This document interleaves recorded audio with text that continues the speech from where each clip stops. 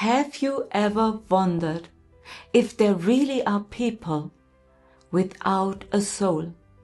If there are beings who feel like us, who speak like us, live like us, and yet are empty inside? Do they really exist, the soulless people?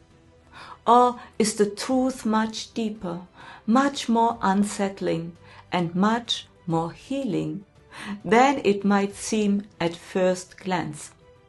What I will share with you today might surprise you. Have you ever looked into someone's eyes and felt a shock because they seemed so empty?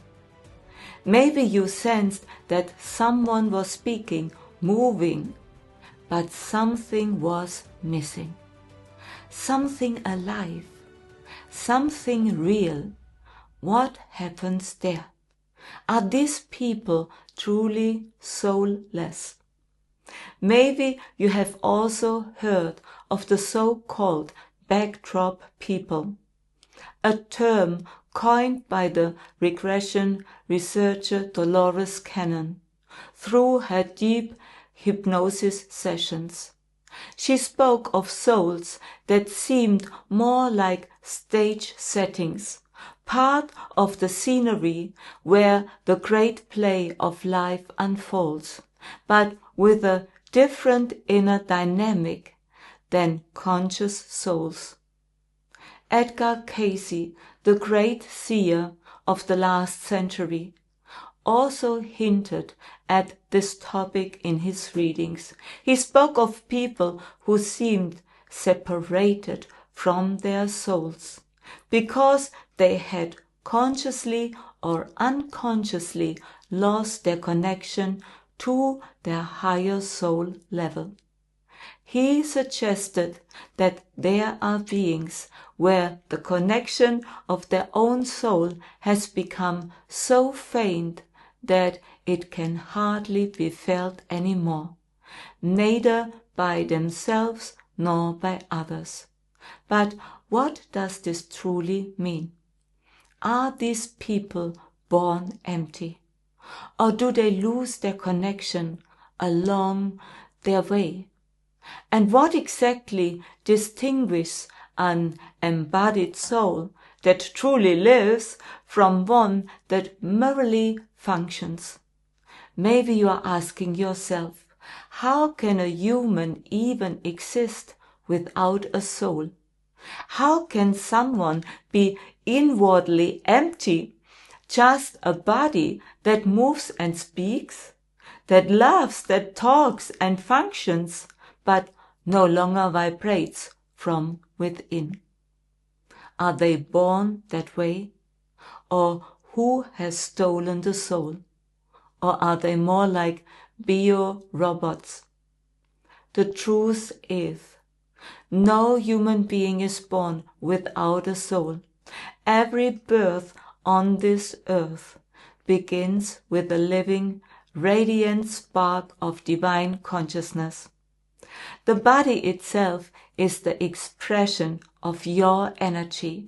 It is formed by your soul's energy, exactly in the way that best serves you to fulfill your soul's plan in this life. This means there can be no natural human body without a soul. It is the soul that brings the body into being. Without that inner divine impulse, the body would not live, not breathe, not exist. But what can happen over the course of a lifetime is that a person begins step by step to separate from their own light. Not because it was stolen, not because others take over, but because they themselves start to believe in convictions that separate them from their true frequency. Negative beliefs like, I am not worthy, I am powerless, I must not be myself, I must not be myself, life is against me. And these beliefs lay over the inner light like heavy veils. And the deeper a person accepts these patterns, the more they believe them to be truth, the more they lose their tangible connection to their own aliveness. From the outside, it sometimes looks as if the light has gone out. It is as if only a shell remains, functioning without real radiance, without real depth. But the soul itself always remains. It does not really withdraw. The soul waits. The soul waits patiently for the human being to remember, to begin questioning the false beliefs, to find the courage to lift the veils and to invite their own light back in. That is why there are, in truth, no soulless people. There are only souls whose light has been almost completely hidden by fear, by pain, and by old belief systems. And yes, there are souls who one day decide that their task in this body is complete. They choose an exit, whether through illness, accident, or what appears to be a sudden departure. But even then, it is always the soul itself that decides when and how it will leave the body. No external coincidence, no blind fate, but a deep, wise choice on the soul level. That is why we also know the miracles.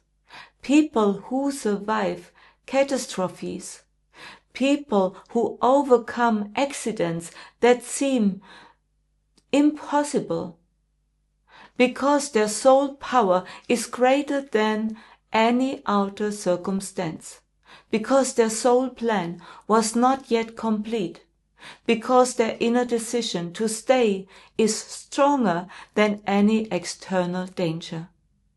And this is important to understand. Your body belongs to a soul, to your soul. Your consciousness belongs to your soul. Your higher self is the highest guiding level of your soul, always connected to you. You have a soul plan. This plan is not a rigid path, but a living, vibrating field of possibilities. It stays connected with you, no matter how far you may have strayed from your inner light. But that does not mean that you have no choice. You can choose at any time. You are never controlled by external forces. You are never a pawn of outer powers. When a person feels controlled, or as if their consciousness is disconnected, it is never because their soul has left. It is a sign that they have abandoned themselves, that they have turned their own inner beliefs against themselves. That the power of negative beliefs has separated them so deeply from their true frequency that they can barely feel their own inner guidance. But even then, the most important truth remains. Your soul never gives up on you. Your light never leaves you. This light, your soul, waits. Your soul waits for the moment when you take the first step back to yourself. You are greater than any pain, greater than any fear, greater than any old story you once believed about yourself. Your light is indestructible. Your soul plan lives within you, no matter how far you have wandered. Everything you need is already inside of you. And there is something else that is important. Have respect for the decision of every other soul, even if you can barely feel the light in another person. Recognize that every soul walks its own path in its own time. You cannot save anyone. You do not have to awaken anyone. But you can be a lighthouse by living your own light, by following your own joy, by showing that it is possible to return, that it is possible to find yourself again, that it is possible to embrace your own light again. And sometimes that alone is enough to remind another soul that this other soul can do it too. When you consciously reconnect to your own soul, something fundamental in your life begins to shift. You begin to feel an inner guidance again that leads you quietly but clearly toward where your real path continues. Suddenly, answers begin to appear where there was only doubt before.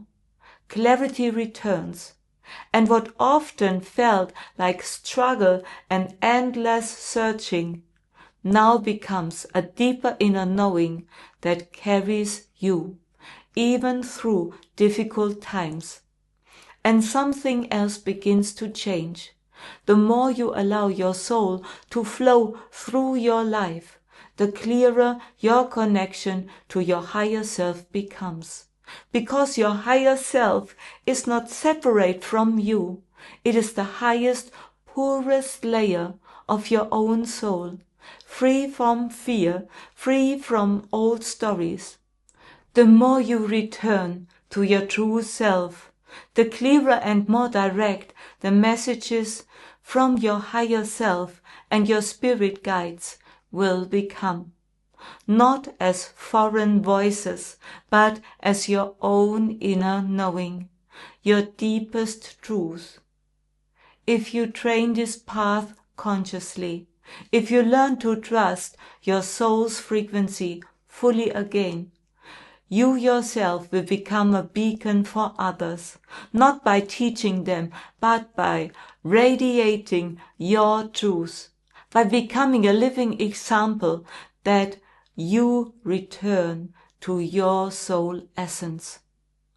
If you feel the call to reconnect with your own soul, to find your inner clarity again, to return to the light that you are, and that you could never truly lose, only forget.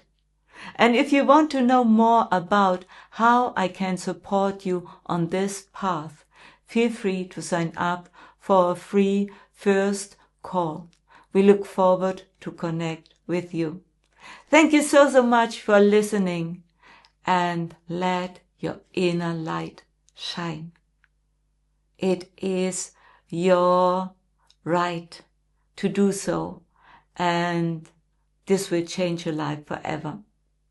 So thank you so much for listening. Share this video, and do not and never forget, I love you.